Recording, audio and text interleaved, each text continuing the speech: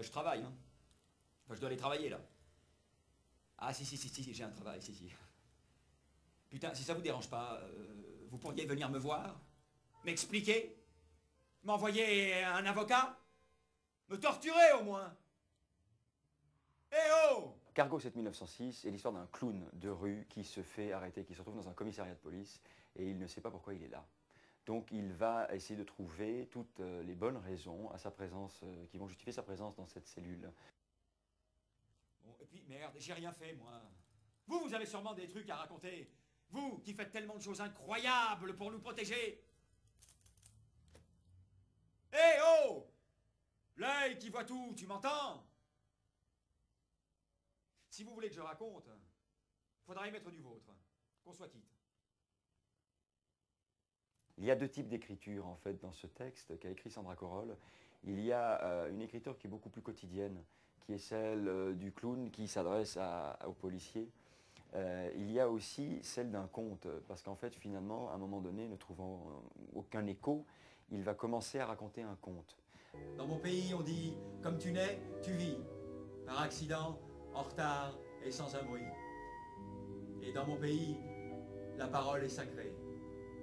L'histoire d'un homme qui vivait dans un pays, il était militaire, une révolution naît, il refuse de se battre, il est condamné à mort, et il va devoir fuir ce pays, et on va lui confier un enfant.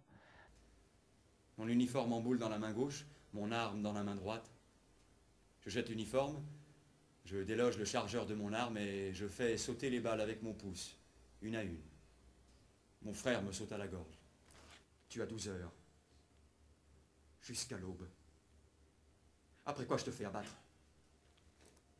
Ce que j'ai eu envie de raconter, j'ai envie de dire, bah voilà, écoutez, moi, il se trouve que lorsque je parle de l'exil de cette personne, lorsque je parle de son voyage, de son rapport à son frère fanatique, et qu'il condamne à mort parce qu'il refuse de se battre, qu'il voile les femmes, là, je peux prendre appui, là, je sais, moi, je suis passé par là, je sais, voilà, ça fait écho.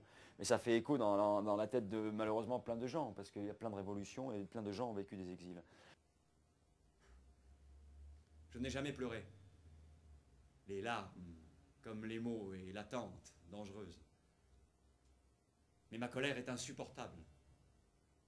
Elle se déverse en une longue plainte que Yéline recueille dans ses paumes, sans vaciller.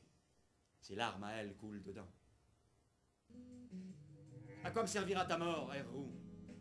Ton neveu a 7 ans. Il est en âge de combattre. Demain, son sang ruissellera dans les caniveaux de la capitale, porté par la pisse des rats et la sueur des oppressés. Tu veux te battre pour que les rêves continuent à avoir leur place dans ce monde? Le mien est que mon fils grandisse aux côtés du seul homme que j'ai aimé. Écoute, au milieu de la clameur du peuple, montent les chuchotements de ceux qui se préparent à fuir. Chaque nuit, ils sont des dizaines à se glisser dans les soutes des cargos et à faire voyage vers le large. Prends-le, Herrou!